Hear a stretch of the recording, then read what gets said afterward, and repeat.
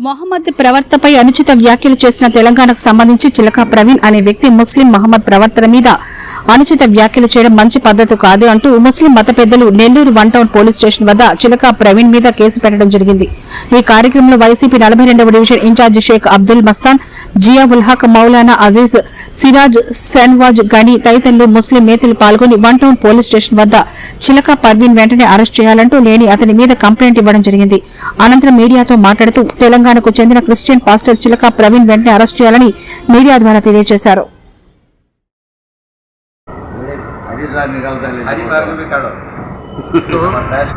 ఏదైతే తెలంగాణకు చెందిన చిలుక పర్వీన్, ఆయన ఫాదర్ పేరు చర్చ్ పాస్టర్ దేవదాస్ అని, అతను ఒక 2 రోజుల ముందు మన చిట్టి చివర మొహమ్మద్ ప్రవక్త గురించి కొన్ని దురదర్శంగా మాట్లాడడం జరిగింది. అది ఏంటంటే మొహమ్మద్ ప్రవక్త గారు ఆయన చరిత్ర ఆ పాస్టర్కి కూడా తెలుసు. ఎందుకంటే అతను ఆల్రెడీ యూట్యూబ్ ఛానల్ అతను నడిపిస్తున్నాడు. రోజుకొక వీడియో ఖచ్చితంగా పెడుతున్నాడు. అతను తెలిసి కూడా మొహమ్మద్ ప్రవక్త గురించి ఆ వ్యాఖ్యలు చెప్పడం చాలా దురదృష్టం. అందుకని మేము ఖండిస్తున్నాం. అది ఏంటంటే అది మొహమ్మద్ ప్రవక్త గారు 95 సంవత్సరాల వయసులో ఒక అమ్మాయి 25 వయసులో ఉన్న అమ్మాయికి పెళ్లి చేసుకున్నారని అబద్ధాల ప్రచారం చేయడం జరిగింది. అతనుకి మేము ఒకటే చెప్తున్నాం, ఆయన జీవించింది 63 సంవత్సరాలు మొహమ్మద్ ప్రవక్త గారు. ఆయన పెళ్లి చేసుకున్న భార్య ఖదీజా రజితలన వయసు 40 సంవత్సరాలు.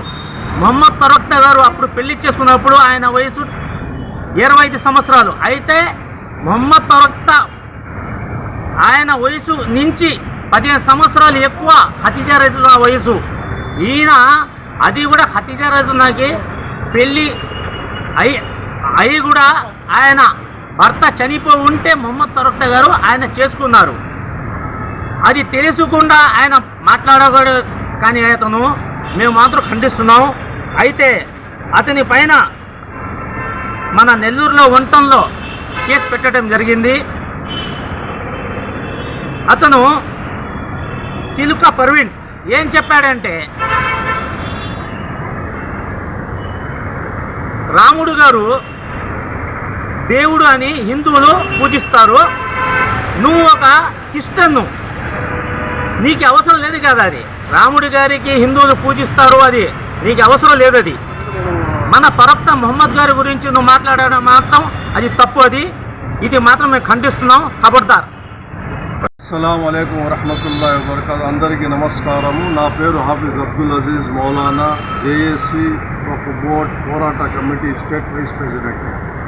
ఈరోజు ముస్లిం ఫెడరేషన్ మరియు అమర్ అబ్దుల్ మస్తాన్ 42 ఇన్ఛార్జ్, సిరాజ్ సిపిఐ, మన షానవాజ్ గారు, ఇంకా మన అందరూ కలిసి, షబ్బీర్ గారు, అందరం కలిసి ఈరోజు 1 టౌన్ పోలీస్ ని నెలకొల్పుతుంటే ఆయన మీద నువ్వు చెప్పేది వాస్తవమైనా చెప్తే ఏదో మనం సరేలేరా వాస్తవం చెప్పావని అనుకుంటాం. అరే చిలుక, నువ్వు చిలుక మాటలు మాట్లాడుకోవాలని భార్య దగ్గర ఇట్లా మన ప్రవక్త మీద ఈ చిలక పలుకులు చేయదామంటే ఇది చాలా దారుణం. ఏదో ఆ సనాతన ధర్మాన్ని కాపాడతానని కొత్తగా వచ్చాడు పిచ్చోడు పవన్ కళ్యాణ్, వాడు చెప్తే ఏదో ఆయన చెప్తే సరేలే ఏదో పిచ్చోడు చెప్పాడు అనుకుంటాం. నువ్వు క్రిస్టియన్ అయిపోయి నువ్వు వచ్చి మా ప్రవక్త మీద చెప్పడం ఇది చాలా చాలా బాధాకరం. నీ మీద ఎఫ్ఐఆర్ చేసి ముందు అరెస్ట్ చేయాలా. ఎందుకంటే నువ్వు తెలిసి చేస్తున్నావు, ఇది కరెక్ట్ కాదు. ఇంకొకసారి కానీ ఇట్లా యూట్యూబర్లు కానీ ఎవరైనా కానీ, ఏ ఆర్ఎస్ఎస్ బీజేపీ ఎవరైనా కావచ్చు, మీరు ఇంకా ఎక్కువ చేస్తున్నారు. మన రోజు 1 టౌన్ పోలీస్ నెల్లూరు సహాయ కార్యదర్శి మాట్లాడుతున్నా. చిలుక ప్రవీణ్ అనే యూట్యూబర్ తెలంగాణ వాసి. అతను మొహమ్మద్ ప్రవక్త గారి గురించి కొన్ని విషయాలు చెప్పారు. ఏదైతే మొహమ్మద్ ప్రవక్త గారు 95 సంవత్సరాల వయసులో 25 సంవత్సరాల అంటే భర్త చనిపోయిన ఒక మహిళని పెళ్లి చేసుకున్నాడని చెప్పాడు. అసలు చరిత్ర తెలుసా అతనికి?